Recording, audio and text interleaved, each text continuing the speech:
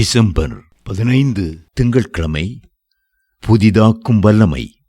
எங்கள் புறம்பான மனுஷனானது அழிந்தும் உள்ளான மனுஷனானது நாளுக்கு நாள் புதிதாக்கப்படுகிறது. 2 கொரிந்தியர் 4:16. புதிதாக்கும் ஆண்டவரே என்று நாம் ஜெபிக்கும் போது நம் அருமை ஆண்டவர் நம்முடைய ஆவி, ஆத்துமா, சரீரம் என அனைத்தையும் முற்றிலும் புதிதாக்குகிறார். புதிய வல்லமை, புதிய கிருபைகளை நமக்கு தந்தருளுகிறார். உள்ளான மனுஷனானது நாளுக்கு நாள் புதிதாக்கப்படுகிறது என்று வேதம் சொல்லுகிறது. நம் உள்ளான மனுஷனை புதிதாக்கும்படி ஆண்டவர் 2 காரியங்களை வைத்திருக்கிறார். ஒன்று முழுக்காகிய மறுஜென்மம், மற்றது பரிசுத்த ஆவியின் அபிஷேகம். நாம் செய்த நீதியின் கிரியைகளின் நிமித்தம் அவர் நம்மை ரட்சியாமல் தமது இரக்கத்தின்படியே மறுஜென்மம் முழுக்கினாலும் பரிசுத்த ஆவியினுடைய புதிதாக்குதலினாலும் நம்மை ரட்சித்தார். தீத்து 3:5 என்று வேதம் சொல்லுகிறது. நாம் இயேசுவுக்குள்ளே வரும்போது நமது பழைய பாவ வாழ்க்கைக்கு ஒரு முழுக்கு போடுவதுடன் கிறிஸ்துவின் மரணம், அடக்கம், உயிர் தெழுதலுக்கு அடையாளமான தண்ணீரின் முழுக்கினாலே நம்மை சுத்திகரித்துக் கொள்கிறோம். அதே வேளையில் கர்த்தரும் நம்மை பரிசுத்த ஆவியினாலே நிரப்புகிறார்.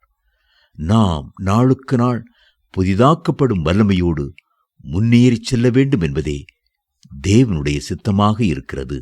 நாம் புதிதாக்கப்பட வேண்டும் என்பதற்காகவே கர்த்தர் தம்முடைய ஆவியை நம்மேல் ஊற்றுகிறார். வேதம் சொல்கிறது, அப்படியே கர்த்தரோடு இசைந்திருக்கிறவனும் அவருடனே ஒரே ஆவியாயிருக்கிறான். 1 கொரிந்தியர் 6:17. ஜான் வெஸ்லி என்ற கர்த்தருடைய ஊழியக்காரரை குறித்து நீங்கள் அறிந்திருப்பீர்கள். ஒருமுறை அவரை ஒரு நிருபர் பேட்டி கண்டு, ஐயா போதகரே, கிறிஸ்தவ கோவில்கள் எல்லாம் வெறுமையாய் காட்சியளிக்கும் இந்த நாட்களில் உங்களுடைய பிரசங்கத்தை கேட்பதற்காக திரளான ஜனங்கள் கூடி வருகிறார்களே, அதன் ரகசியம் என்ன என்று கேட்டார். அதற்கு ஜான் வெஸ்லி கொடுத்த பதில் என்ன தெரியுமா? ஐயா, என்னை புதிதாக்கும் பரிசுத்த ஆவியின் வல்லமைக்கு நான் எப்படி ஒப்புக் கொடுக்கிறேன் என்பதையும் அந்த வல்லமை என்னில் எப்படி பற்றி எரிகிறது என்பதையும் பார்ப்பதற்காகவுமே ஜனங்கள் திரண்டு வருகிறார்கள் என்பதே அவரது பதிலாயிருந்தது. உங்களுடைய உள்ளான மனிதனிலே நீங்கள் வல்லமையாக பலப்பட வேண்டும் என்று விரும்புகிறீர்களா? உங்களுடைய ஆவிக்குரிய ஜீவியம் புதுப்பிக்கப்பட வேண்டும் என்று விரும்புகிறீர்களா?